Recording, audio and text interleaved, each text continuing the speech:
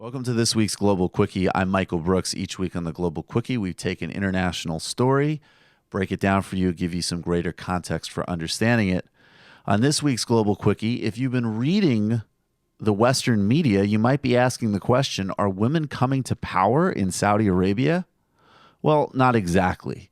Of course, that country is still ruled by the ruling House of Saud family and the clerical religious establishment. The alliance between those two factions have dominated and continue to dominate modern Saudi Arabia. However, this past weekend, this past Saturday specifically, municipal elections for advisory positions, which are largely ceremonial, did see 20 women elected to those positions in Saudi Arabia. One Saudi woman at the polling station, quote, said, "I have goosebumps. We've been waiting for this day for a long time."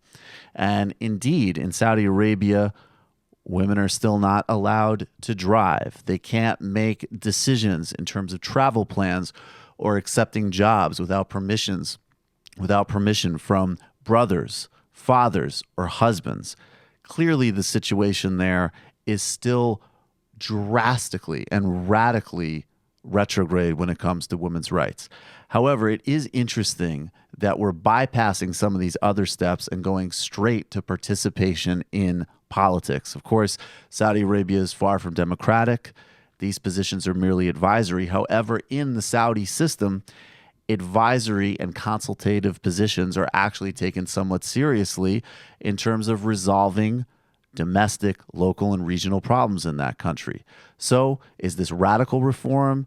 Is a new day dawning in Saudi Arabia? Not exactly, but it is actual improvement, and we'll see where it takes us.